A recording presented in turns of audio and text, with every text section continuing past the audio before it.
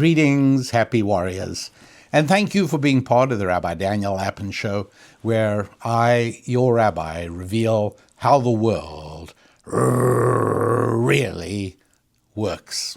Thanks for being part of the show, and as you know, I deeply appreciate you promoting the show, telling friends and like-minded people of the show. If you enjoy it, if you derive value from it, the odds are that you have friends who will too. And those of you who have been doing that have been extremely effective, and I very much appreciate it. Also, if you are not yet a subscriber to the show, it would be great if you could do that as well. Take care of that right away, and you will have my appreciation. Here we are, right on the threshold of Christmas and Chanukah, both of which occur very close to one another at this point. We're at the end of 2024, and they happen to come very, very closely together. And I want to talk about that a little bit. I want to explain one of the sad aspects of both those holidays, which is the tendency to secularize them. And that's been going on since the 1960s already, and the results have been really rather sad. And I'm going to explain just why that is. But in order to do that, I have to tell you about something your car has. It's called a catalytic converter. And it's a little device about that big, and it sits in your exhaust line under your car. And to give you an idea, this innocuous little piece of equipment which processes exhaust gases to make them less problematic, last year 25,000 of them got stolen in California in 1 year. Nationwide, 50 to 60,000 of them get stolen every year. Why? Well, because they have something inside called platinum. And platinum is an element in the periodic table, quite close to gold. And it is a very expensive metal. Sometimes it's a little more expensive than gold, sometimes a little less expensive than gold, but it's right up there. And catalytic converters, if they are stolen, can be sold to scrap merchants for, ballpark $1,000. So, and here's the other part of it is, which they're kind of easy to get to. And I mean, I'm speaking to happy warriors, so I don't mind telling you about all this, but I sure hope they don't publicize this stuff around and let more of the ungodly become aware of just how easy it is. There's no serial numbers on a catalytic converter. You just saw it out of the exhaust line, and off they go. Well, why is it called a catalytic converter? Well, because platinum plays a role as something called a catalyst. What's a catalyst? A catalyst is something which helps a chemical reaction to take place, but it plays no part in it directly itself. It's really kind of a weird thing. You know what it's a bit like? Somebody told me years ago that it's a little bit like an athletic coach running up and down the sidelines of a game, yelling to players, or a coach coaching his runner and running alongside a 5-mile runner or 5K runner and yelling instructions at him. Well, the coach isn't running the race. The coach isn't going to win the race. Nothing happens to the coach at all. But by virtue of his being there, the runner or the athlete performs better than he would have in another way. Well, it's kind of like that. And about 90% of chemical industrial processes that go on in the world involve a catalyst to accelerate the chemical process that is needed, or make it require less energy. That's a very common purpose of a catalyst. And so the platinum inside your car's catalytic converter doesn't get consumed. It doesn't go up in the smoke of the exhaust pipe. It just sits there. But by its presence, it allows two things to go on. For those of you who are interested, two of the bad chemicals that come out of a car internal combustion engine is carbon monoxide, which is CO. It's made up of, every molecule of carbon monoxide is one atom of carbon and one atom of oxygen. You put them together and you've got this dangerous, poisonous gas. Another thing that comes out are nitrous oxide gases. So one atom of nitrogen and one atom of oxygen is nitrous oxide, and that's not good. Or one atom of nitrogen and two atoms of oxygen, nitrogen dioxide, also not good. And so when the exhaust gas goes through the catalytic converter, what happens is an atom of oxygen gets added to carbon monoxide, and that makes carbon dioxide. CO becomes CO2, and no problem. It's just fine. And nitrogen oxide, nitrogen dioxide loses oxygen and just becomes nitrogen. Same with nitrous oxide. It just loses one atom of oxygen and just becomes the gas. Plenty nitrogen in the atmosphere as well. The air we breathe is 70% nitrogen or more. So the catalytic converter makes the byproducts of internal combustion more benign. Anyway, that's the process. Why am I telling you all this? Because I want to talk about the role of God and faith as a catalyst in your lives. That's the important thing.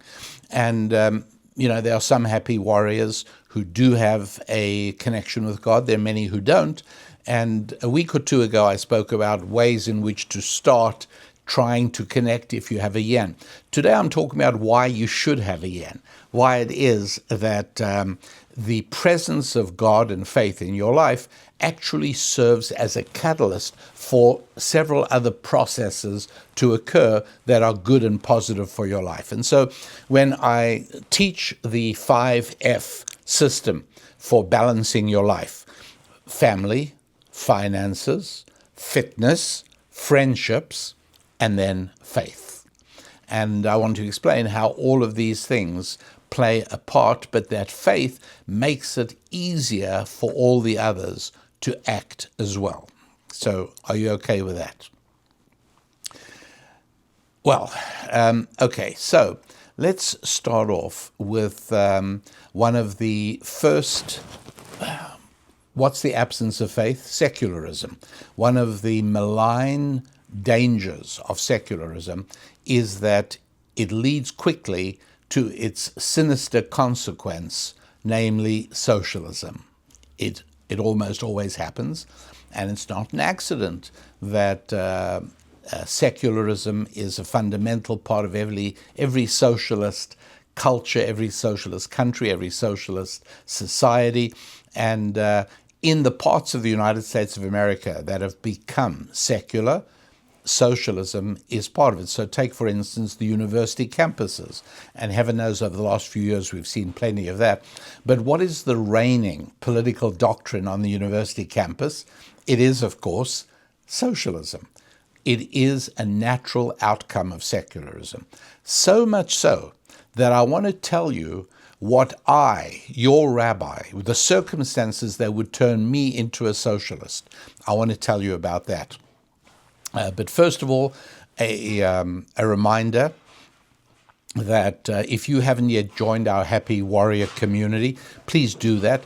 It's one of the ways we can communicate easily with one another on the We Happy Warrior website, where Susan and I interact with our Happy Warriors.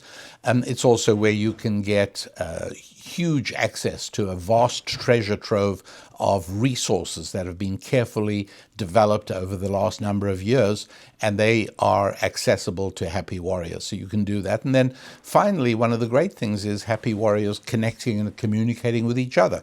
It's a big thrill to be able to help somebody else with a problem, and it's an enormous blessing to be able to be helped by somebody when you have a problem and another Happy Warrior chimes in and says, you know what, I dealt with exactly the same thing. All of this goes on in the community of Happy Warriors, which you can join by being part of the organization. You do it, go to RabbiDanielLapin.com.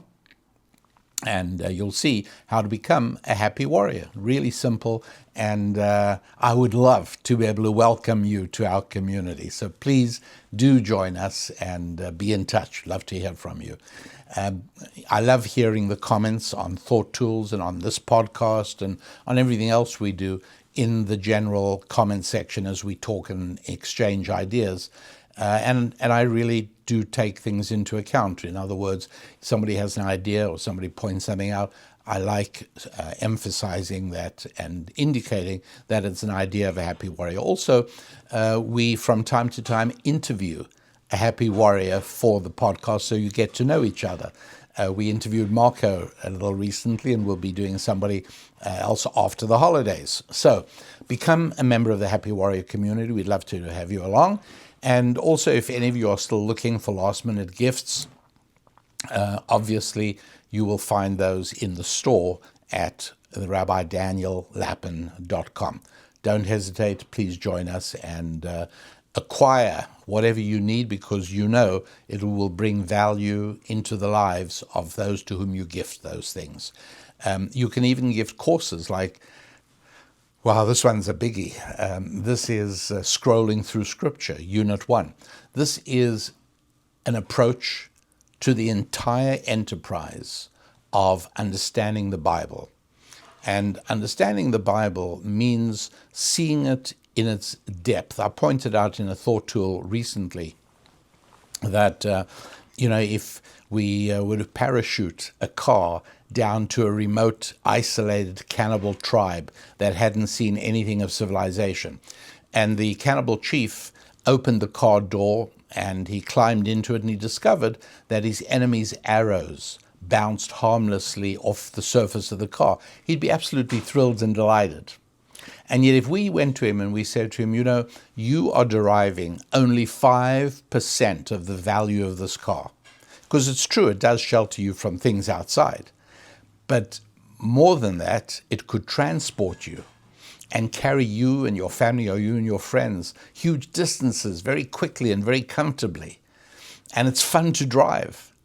You're not going to get through to him. Even if you could overcome language problems, it wouldn't make any sense at all, would it? Because he has no idea of roads. He has no idea of gasoline. He has no idea of rapid transport. It's a lot like that. Happy warriors, probably many of you already know that if the Bible to you is a sequence of Bible stories, ancient narratives about anachronistic happenings of primitive people, you are not getting more than a tiny percentage of the value of the Bible. If you want to get the entire value, but if you really want to be able to understand what this book has done in sculpting civilization and in bringing the wealth that the Western world enjoys strictly as a result of biblical insight, then scrolling through Scripture would be a fabulous way of starting that journey. It's about 10 hours of instruction, and you'll find that it's called Scrolling Through Scripture, and it is on RabbiDanielLapin.com. You'll just look at the top, and it points you out about it. And you can't go wrong. It's very, very exciting. I honestly believe it is perhaps one of, I was going to say the most important work I've done, but the Holistic You book is right up there as well. And it's really sort of part of the same idea. But at any rate, back to what would make me a socialist. It's very simple. If I were persuaded that I'm completely wrong and everything I know is not true and God doesn't exist, there's no such thing. We live in an utterly material world. There is nothing of any spiritual significance on the planet. Then I would become a socialist. Why? Well, because if that's the case, you've told me that everything of reality is only material. I can either touch it or drive it or eat it or wear it, or it's everything in the world is material. In that case, we live in a limited world, a world of ultimate shortage, because there is no God of abundance. And if that's the case, then I have to look at everybody around me as a competitor. For the very air I breathe. Stop breathing my air, stop taking my water, stop eating my food, stop using up the space of which we're so limited, and so on and so forth. So If I were persuaded, no God, okay, fine, then I get it. Then I understand that I live in a world of shortage, and the only way to be moral about it is equality, and to make sure that everything is redistributed so everyone has the same amount as everybody else, because nothing new is being created. Wealth isn't being created. Now there's a big mystery. A lot of people who believe this scratch their head and they wonder, how is it possible that there's so much more wealth in the world today? And there is. How is it that wealth means so much more money than the word wealth used to mean 100 years ago? Because of human creativity. But wait, if humans are creative, then we're not like ostriches and emus and cows and camels. Then we are capable of creation in a way that animals are not. Whoa, that's a little bit too much. And so people are not that comfortable with it. But that brings us, of course, to an understanding of one of the benefits of having faith in your life, and that is not being beset by an atmosphere of shortage. And make no mistake, secular people do live in a mindset, a spiritual schematic of shortage. It's a terrible handicap. It imposes huge limitations on your potential and what you can achieve in many areas, but particularly in the area of wealth creation. And so to utterly banish the entire concept of a world of shortage and limit, the best approach and quickest and most reliable, the catalyst to that is faith. And it's a very, very worthwhile thing. Now, the next benefit that is brought by having God and faith in your life is relationships. You see, there is a binary of God and government, which is to say that human beings are drawn to a mighty force in their lives. They are drawn to believing in the power of an outside force. We're drawn that way. And that's one of the reasons that the Alcoholics Anonymous program, for instance, is so successful, because it kicks off with this fundamental reality of we are relating to a greater force. Now, the binary is that there are only two possibilities for this greater force. One is the little g of government, and the other one is the big G of God. And so that's one of the reasons that it's a real binary and very visible in the United States and other countries as well. And that is that people who have this childlike faith in government and in the United Nations generally do not have a relationship with God. And conversely, those people who are comfortable with a relationship with God do not have this naive faith that government can solve all problems, or that the United Nations can. And so if one is wedded to government, if one is locked into this concept that the state is all-powerful, then the natural outcome of that is people build what I call hub and spoke relationships. They all build relationships where they are connected to the central hub of government. And that's one of the reasons that socialist tyrannies, totalitarian governments, which are nearly always socialist, the tendency is to prohibit the formation of clubs, associations, groups, and gatherings, because they fear that people will plot conspiracies against the central government. And beautifully, in the genius of the founders of the United States of America, God-believing men, one and all, they built into the Constitution the right of all Americans to associate with whomever they like. You want to form a stamp club, you want to form a club of gun owners, you want to form a club of theatrical enthusiasts, go ahead. God bless you, break a leg, go for it. Nothing to stop you. But that's not true in socialist and totalitarian regimes, where there's great unease at citizens getting to know one another. And stories written by Solzhenitsyn and many others of the Soviet period speak of how nobody trusted anybody else. People turned each other in. Canada, which has become an increasingly socialist regime over the last few years, they estimate that about 30% of Canadians have turned in their neighbours for one thing or another, not adhering to COVID restrictions, for taking COVID money wrongly. About as many. Imagine living in a society where 30% of your fellow citizens are snitchers. And yet that's exactly what socialism tends to encourage. Because after all, if I am linked to the central hub, the little g of government, well then anybody who takes from that government is sort of hurting me. It's my job, I'm a good friend of government. So anybody who takes from government is the enemy, and they need to be corrected, and they need to be caught and snitched on and punished and captured. That's exactly the idea, and that is exactly what happened in Canada, what happens elsewhere as well. People speak about nobody trusting anybody else in a socialist regime, and that's also exactly true.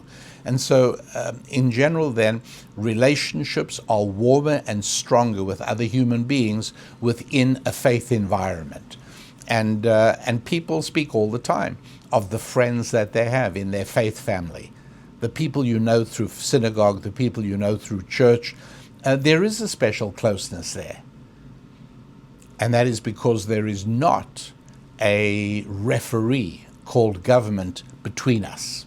We just relate consensually as two human beings. It's also one of the reasons that economies work better in that environment, where you don't have the referee of government coming between two consensual adults wishing to effect a commercial transaction. And so those people who worship the little g of government believe that the only way to safely have economic interaction and to have financial transactions is if the government regulates it from up above. The truth is, while I dare say certain regulations are probably necessary because we are not perfect human beings, the more regulation you impose, the more you undercut, depress, and destroy economic enterprise. The more regulations you need to comply with in order to start a business, the worse it is for that economy. And there is actually a statistic that is measured in terms of each country, how many documents have to be filled in, how many forms have to be filled in, how many regulations must be complied with in order to start a business. And you can see it corresponds directly to the economic vitality of the society. Societies with downward economic vitality make it very difficult for anyone indeed to start a business. And so the whole purpose of the Torah is to make it possible for one purpose, I guess, is to make it possible for human beings to coexist. Because if there is not a system of expectations and obligations, it becomes impossible to live with anybody else for the reason I mentioned earlier, that we constantly start seeing one another as competitors and rivals, and we do everything we can to handicap other people because we see their success as coming at our cost. And so the whole of the Old Testament is designed and has a function of making it possible, in other words, to even out expectations, obligations, expectations, as I say, so that it is possible to live with one another. Here's how we set up a partnership. Here is how we behave if we own adjacent fields and adjacent properties. Who has to pay for this, for what? All of this stuff is detailed throughout the Old Testament. And throughout the Hebrew scripture, the idea of making it possible for us in order to be able to actually live together. It also makes marriages more easily able to function. You know why? Because in order to get married, you have to have faith. And one of the catalytic effects of faith is that it rubs off into other areas. Religious people worry less than non-religious people. Because, and I hear this all the time, particularly when I was in Israel during October of 2023. and the Hamas invasion took place on October the 7th. And for the next couple of weeks, things looked really, really bad. And meanwhile, there was worry that the West Bank might explode and the North might explode. And the expression I heard over and over and over again from people who, when we say to them, how are you able to just go about your daily business? Aren't you beset by dreadful worry about where's this all going to be tomorrow? And the answer they all gave, God's in charge. Now, some people will think this sounds a bit simplistic and you don't have to, well, God's in charge, yeah, fine. The fact is, there is a catalytic effect. The catalytic effect is you can be more cheerful, you can be more happy, because you don't feel the crushing weight of worry. And heaven knows, if we decided to now give free rein to our worry, how long would it take you to come up with 10 really disturbing things to worry about right now in your life? Easy, right? And religion, faith, and God make it far easier to put them aside, because being happy has huge value in itself, apart from which the people you live among, your family members, your people you work with, it's so wonderful to be near happy people. It's so uplifting. It's almost joyful. And by contrast, to be with people who are constantly worrying and constantly gloomy, right? They're drainos. They are real drainos. They just drain everything out of you. They drain the joy of life. They drain everything away. That's what happens. So another catalytic effect of having faith is diminishing of worry. Another catalytic effect is that faith spreads and you're able to apply it. Making an investment takes faith. Buying a house takes faith. But nothing takes more faith than getting married. And it's not an accident that marriage is healthiest in faith communities today. It's true. And there's never been a time in American history where fewer people are getting married. And where are marriages happening? In faith communities, Jewish and Christian. And I dare say Muslim as well, although I don't know. But certainly in Jewish communities and in Christian communities, marriages continue all the time, because faith is a huge help.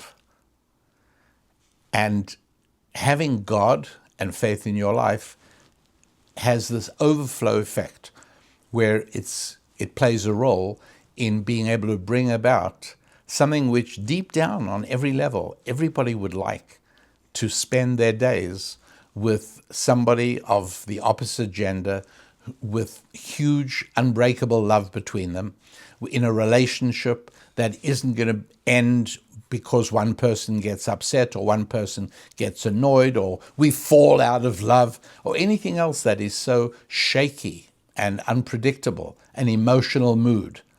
Marriage? You don't change the rules of a marriage just because you had an emotional upset. I fell out of love with you. So what is the correct answer? What's that got to do with anything? We still are building a life together. And you know what? The love will come back, promise you. And so all of these things are enormously impacted by the role of faith. Having children. You know what faith it takes to bring children into the world? And again, who's having children today? People who have a connection with God and with faith. Why is it such a help? Well, apart from anything else, it is the root of the whole concept of a hierarchy structure, an authority hierarchy. I have to listen to him, so my children have to listen to me. That's the deal. That's the fifth commandment. Honor your father and mother. But the first commandment is we have to honor God. And when your children see that you honor God, it makes the request that they honor you totally palatable. And so the truth is, for secular people to have children is terrifying. It really is. If I was a secular person, would I have children? I really don't know, because I'd be fearful of raising not monsters necessarily, but people with whom I have no connection, people whom I sink and invest an enormous amount into, but who feel nothing for me. I can't imagine the tragedy of that, the pain of that. And for the most part, that is a pain that people who have God and faith in their lives do not have to experience. That's a wonderful thing. It's a huge, huge blessing. So the stability of marriage and family are very much a function of faith. In other words, faith is a catalyst to make those things happen and make those things take place in more likely circumstances. The other thing is that another catalytic effect of faith is handling time. God and faith make us aware of not only the present, but past, present, and future. This is one of the reasons that, for instance, on the scourge of abortion, people who have God and faith in their lives do not like abortion, and people who like abortion, for the most part, are people who have no God and faith in their lives. What's that got to do with anything?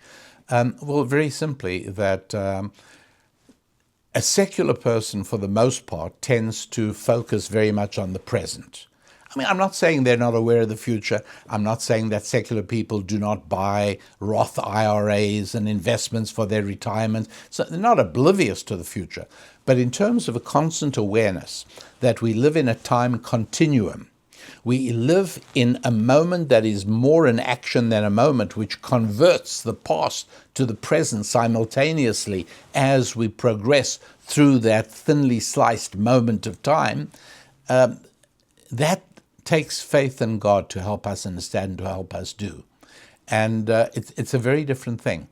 So when you have a child and the child is, a month old or 2 months old, and you're not getting any sleep, and you really are questioning whether you can survive this, if you are a person of faith, then the odds are that your mind intuitively latches onto the space, the past, present, future continuum, and you say to yourself, this won't last forever. Now, a secular person can also say to themselves, this won't last forever.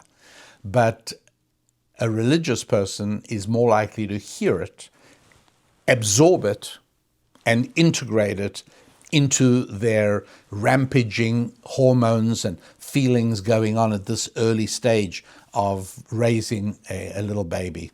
And so relating to time, very much a factor. It is true that our natural instinct is to relate to time, to live in the present. And, if you look at criminal behavior, people who study that sort of thing tell you all the time, these people are focused only on the present. There is no concern about bringing shame onto their parents and their grandparents. In many cases, having been raised by the structures of government instead of God, they probably don't know their fathers, because marriage is very much a function of a faith and God connection in life. And so, part of the criminal mind is an obsessive preoccupation with the present. And sometimes people ask, how could this criminal have done it? Doesn't he realize he's going to get caught and go to jail? You've got to understand what I'm trying to explain to you, which is that for somebody who is a deeply committed secularist, where secularism has really spread throughout his psychology and become part of who he is, you don't live the future. You only live the present. I'm not even saying being aware of the future. I'm saying living the future. And when people celebrate Christmas, they're living the past. When people celebrate Chanukah, we're living the past. We're very aware of it. This isn't just a sentimental get-together, family, let's get together and eat traditional foods and give each other presents. No, this is reconnecting with God, which is why I so much despise the secularization of Christmas and of Chanukah that has been going on for since the 60s, of course, already. So that is really what we're talking about here. That having faith and God in your life. And you might say, well, I didn't grow up religious. I'm not a religious person. I don't believe in God. Now, I spoke about that in the podcast 2 or 3 weeks ago. But the bottom line is that it's a catalyst. And it's worth more than the value of the catalytic converter under your car. It has enormous catalytic benefits. Having faith in God in your life really changes the quality of your life experience. And this is something, if your spouse is not into it yet, you might want to have this as a conversational topic. And what could be better than this time of the year? Christmas or Chanukah, what better time is there to talk about the difference between a secular lifestyle and a lifestyle in which God and faith play a role?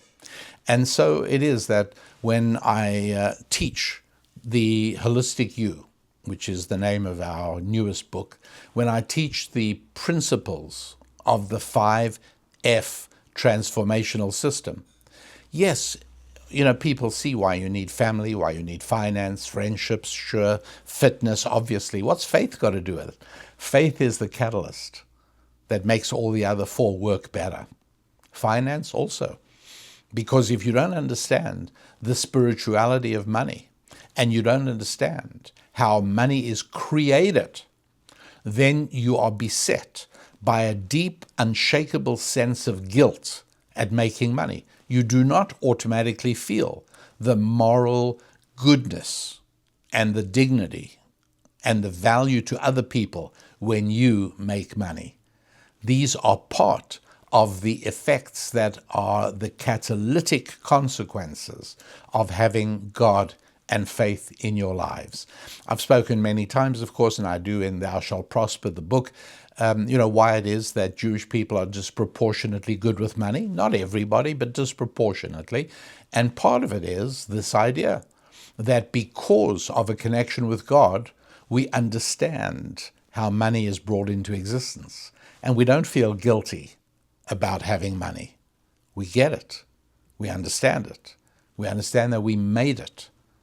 Because money is something we make. It's not something we take. But all of these things are you don't have to consciously do it. But by having faith and God in your life, these are catalytic consequences. These things, you start thinking differently. All of a sudden, you find yourself aware in a very internalized way of past and future, not just present. And one is aware of what money is, and one is aware of how to deal with worries and concerns, even fears. Conquering fear is a catalytic function of faith. These and many other wonderful things. So, hopefully you are all Happy Warrior members. If not, now is a great time to become a Happy Warrior member in time for 2025 and in time for us to be able to connect and communicate in the spirit of the season. So thanks for being part of the show. Thanks for listening. Make sure you visit rabbidaniellapin.com. And until next week, I wish you a week of growth in your family and finances, your faith, your fitness, and your friendship. I am Rabbi Daniel Lapin. God bless.